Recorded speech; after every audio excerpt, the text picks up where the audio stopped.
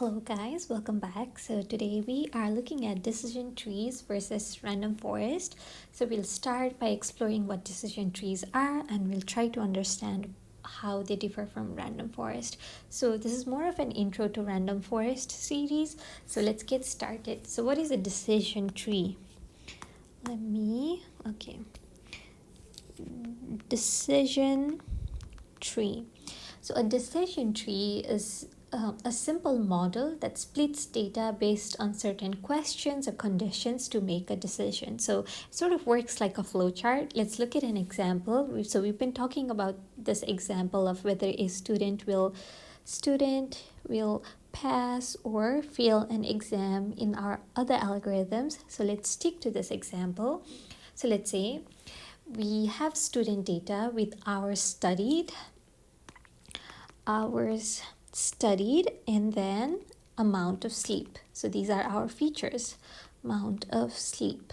Okay, so a decision tree to decide or predict if a student will pass an exam might look something like this. So we start with a question of, hey, did the student study more than 3 hours? And then if yes, we go to a certain condition, and then no, we go to a different direction. So let's say if they did, then we'll say they passed. They are going to pass the exam. If not, we ask another question. Did they sleep more than 6 hours? Sleep more than 6 hours. Okay, and then if they did, then we'll say like they're in a good position to pass. Otherwise, they will probably fail the exam if they have not studied and have not slept. So this is how a decision tree works. It makes a series of if-else decisions based on the data that you have. So what's nice about a decision tree is it's easy to interpret, it's very fast to train, and then it works pretty well on small data sets.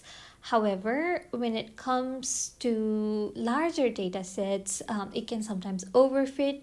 It might just end up memorizing instead of generalizing. So for our use case, decision tree itself might not be best. And another thing is that it's not very robust. So small changes in the data can change this tree a lot.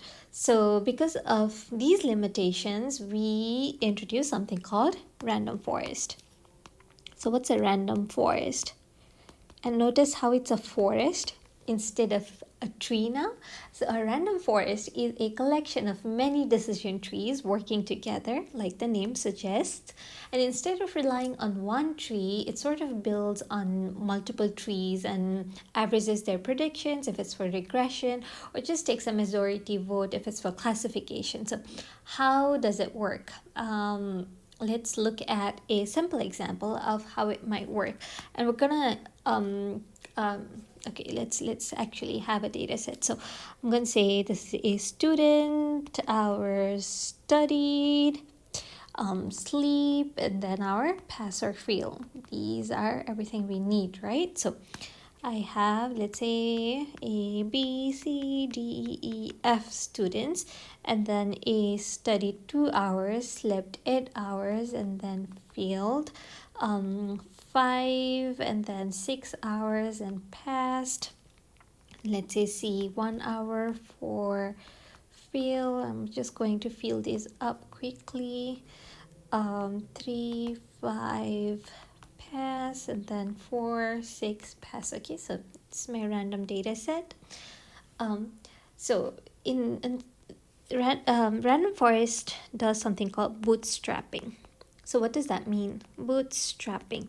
So instead of using the entire data set to train each of the trees, random forest randomly selects different parts of the data, and this is what bootstrap sampling essentially is. So instead of one big tree for all of our 6 students here, it could look something like this. So tree 1, bootstrap sampling, tree 1 could be just A, B, C, and D students. It might just be trained on these 4, and then tree 2 might be trained on, let's say, B, D, E, F, and then tree 3 might then be trained on A, C, D, F, and so on, right? So each tree sort of sees different parts of the data set, and this significantly helps to reduce the issue of overfitting that we might see in decision tree. So this is one thing that random forest does. The other thing is called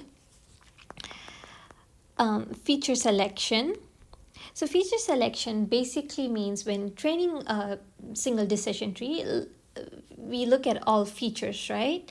Like hour studies and sleep hours in order to split the data. But in random forest, instead of doing that, what we do is for each tree, we randomly select only some features at each decision point. So let's say there are 3 features, and then our tree 1 might just be looking at hours studied and sleep hours, and I'm gonna assume that we have more features. So tree 2 might be looking at, say, hours studied, and another feature that we had homework completed.